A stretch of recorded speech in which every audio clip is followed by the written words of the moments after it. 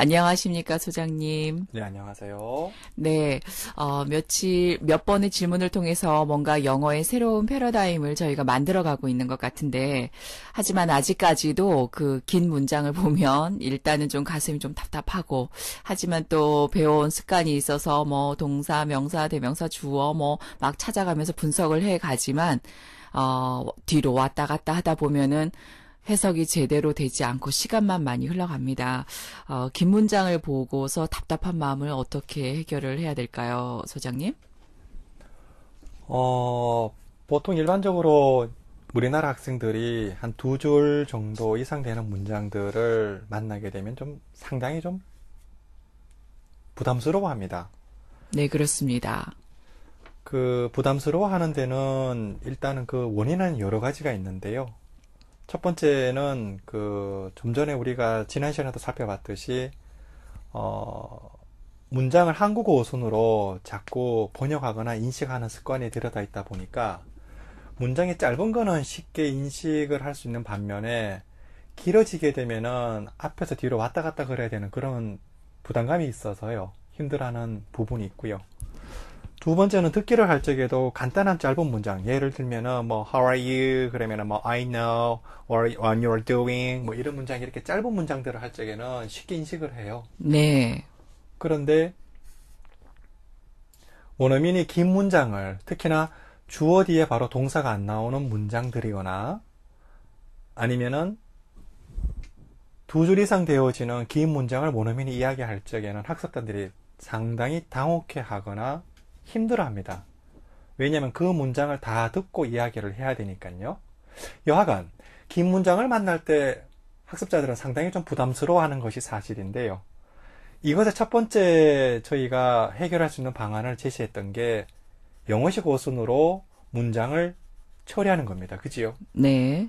이거는 이미 여러 많은 학자들에 의해서 주장된 부분이기도 하고, 그 대표적인 부분에서는 우리가 이제 웰리스라고 하는 교수에 대한 이론을 생각해 볼 수 있는데,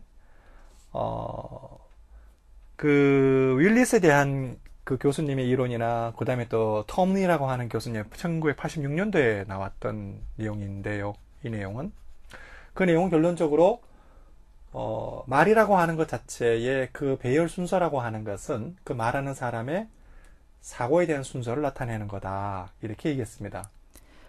우리가 긴 문장을 볼 때 이거를 어떻게 인식을 해야 될 거냐라고 하는 문제는, 이거를 길다라고 해서 그 문장 자체를 부담스러워 해야 될 것이 아니고, 그것이 작은 유닛들로 만들어진 거다라는 것을 먼저 인식해야 될 필요가 있어요. 작은 유닛으로요. 그렇죠. 작은 단위가 모여서, 예를 들면은 크게 긴 실이 이렇게 박음질 되어 있는 곳이 있다 하더라도 거기는 작은 한 땀 한 땀들이 모여서 이루어지게 된 것이지요. 네. 예. 그런 부분들이 우리가 지금 한국어를 사용하는 사회자분도 그렇고 저도 그렇습니다만은, 이런 작은 것들이 어릴 때부터 그렇게 이미 습득 과정을 거치게 되었습니다. 저희가 그 작은 단위로 봐야 된다라고 말씀을 하시는데, 저희 흔히 품사 단위로 이렇게 보고서 배우고, 사실 긴 문장을 보게 되면 나름대로 그 동사, 명사, 뭐 대명사, 뭐 전치사 이렇게 나름 찾아가고 있거든요. 근데 그거는 작은 단위로 보는 게 아닌가요? 좀 우리가 재미있는 거를 좀 한번 살펴볼 필요가 있는 것 같아요. 예, 품사는 작은 단위로 보는 거는 맞습니다. 근데 품사라고 하는 것은 단어 단위로 보는 거기 때문에 품사 단위로 품사를 기준으로 해가지고 문장을 보게 되면은 한 문장의 정보량이 엄청나게 많아지게 돼요. 네. 그런데 그거를 원어민이 인식하는 그 인식 단위로 보게 되면은 그 정보들은, 가령 예를 들면 한 문장 안에 10개 정도의 정보가 있다 하더라도 10개 정보나 뭐 더 많게는 한 20개, 30개가 될 수 있는데요. 그것이 확 줄어져 가지고 2개나 3개 정도 줄어들 수 있다는 거죠. 제가 그러면 그 한국어로 대표적으로 한번 잠깐 예를 한번 들어봐 드릴게요. 네네. 만약에 우리가 나는 당신을 사랑합니다 라고 하는 이 문장이 있다고 가정해 봅시다. 네. 그러면은 한국어에는 초성, 중성, 종성이 있어요. 그지요? 네. 그러면 나, 니은, 아, 니은, 으, 니은 이런 식으로 분석을 하게 되면 거기다가 중점을 두고 보게 되면 정보가 25개나 됩니다. 네. 그지요?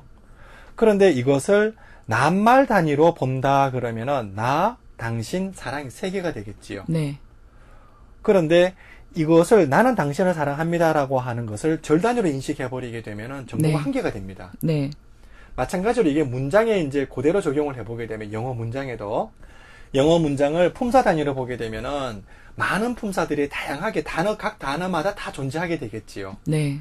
그러면은 학습자가 그걸 인식을 할 때는 어떻게 되냐면은 품사 단위로 가르쳐 주게 되면은 품사 단위로만 가르쳐 주게 되면은 품사에 집중해서 보게 됩니다. 그치요? 네. 그러면은 정보를 인식할 수 있는 양은 뇌에서는 한정되어져 있는데 그 처리에 대한 정보가 되게 많아지게 되면은 처리 속도도 되게 느려지게 되겠죠. 네. 그리고 더 중요한 거는 품사 단위로 보다 보니까 마치 품사 단위로 본다는 얘기는 우리나라 말에서 각각의 말들 다 떼어나가지고 보는 거랑 똑같습니다. 그렇게 되면 어떻게 되냐면 말하는 사람의 전달 의지를 명확히 파악을 할 수가 없어요.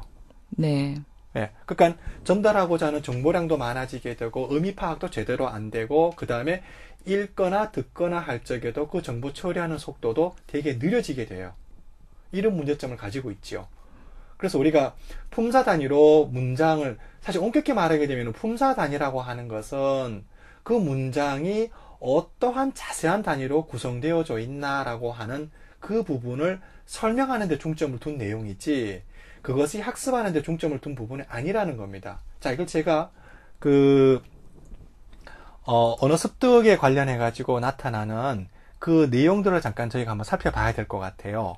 네. 어린아이들은 그 언어를 어떤 과정으로 이 인식 단위를 넓혀가냐 하면은 첫 번째는 작은 음소 단위입니다. 네. 음소들이 모여서 이제 음절을 이루게 되고 음절을 이루어서 단어를 이루게 되는데 아이들은 이러한 것을 학습을 할 때 가장 중요한 게 있어요. 네. 의미의 바탕을 두고 그러한 단위들이 점점 더 확대되어 나가요. 네. 즉 뭐냐면은 정보를 인식할 수 있는 범위가 점점 더 커진다는 거지요. 네. 예. 마찬가지로 뭐냐면 저희 아이독해에서도 문장을 인식하는 그 부분에 대한 것들을 계속 1단계에서부터 5단계까지 계속 확장되어 나가는 그런 단계로 문장 인식에 대한 단계를 앞에 아이독해 기초에서 지금 설명을 하고 있는데요. 중요한 거는 이 단위가 커진다는 얘기는 뭐냐면 점점 더 그것에 보는 관점들이 점점 더 넓어진다는 걸 나타내요. 네네. 그래서 품사 단위 존재하게 되면은 영어 학습에 대한 자기 역량을 높이는 데 아주 치명적으로 독이 됩니다.